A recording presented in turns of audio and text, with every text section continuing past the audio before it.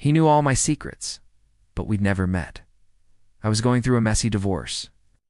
My husband Mark had cheated on me with a coworker, and no matter how much I tried to convince myself that I was fine, I could still feel my stomach twist with anger and betrayal whenever I thought about it.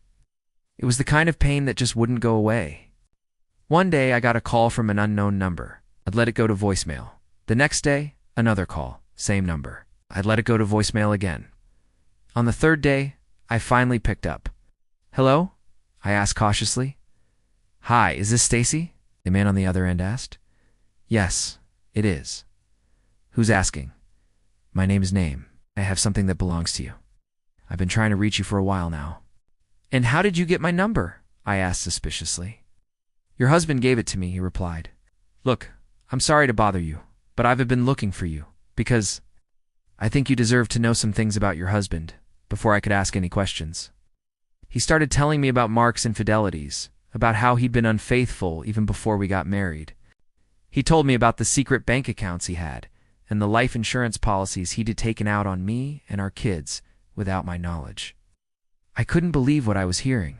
Was this guy serious? How did he know all this stuff? I felt like I was in one of those psychological thrillers I used to watch with my girlfriends, the ones where there's always a big twist at the end. The man on the phone finished his story. "I just wanted to tell you all this, because I don't like seeing women get hurt. Your husband is a bad guy, but you're a good woman. You deserve better than him." Then he hung up. I sat there stunned, holding the phone in my hand, not knowing what to do next. Should I call the police? Would they take me seriously? I didn't know this guy. How could I possibly prove what he'd told me? I was in too deep now. I had to find out if he was telling the truth. First, I called Mark's office and asked to speak to his coworker, the woman he'd been cheating on me with. She admitted everything. She told me about the affair and about Mark's plan to get a divorce. She even showed me a text message from Mark, where he told her that he was going to get a divorce and marry her.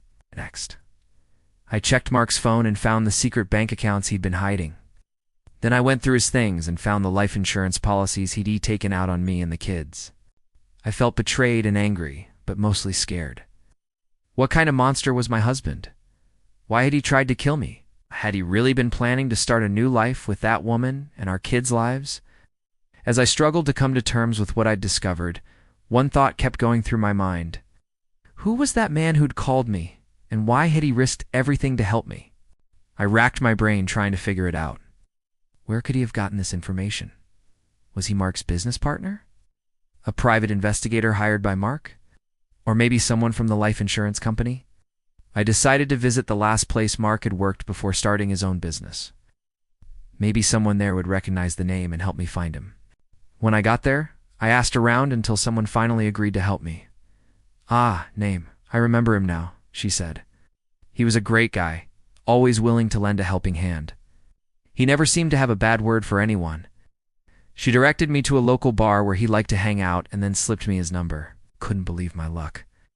Finally, I would get some answers. When I called, he sounded surprised, but happy to hear from me. We made plans to meet, and I told him I had some questions. He arrived at the coffee shop, and I began firing off questions. That's when I noticed the tattoo on his arm. It was the same one I had. I stared at it, shocked. He saw the surprise on my face and smiled sheepishly. Do you know each other?" the barista asked, sensing the awkwardness. "Oh yeah," I lied, hoping he wouldn't press further. "We were high school sweethearts." "Long story?" The man looked at me for a moment before answering. "No, you're right. It's a long story." After our meeting, I went home and searched online for any news stories about Name. That's when I found out he'd died a year ago. He'd been on a hiking trip when he'd fallen off a cliff and no one had survived. I felt a rush of emotions. Sadness, relief, gratitude. Never known Name personally, but I knew enough about him to be grateful for the time he'd spent trying to protect me and my kids. I still think about him sometimes and wonder what would have happened if he hadn't called me.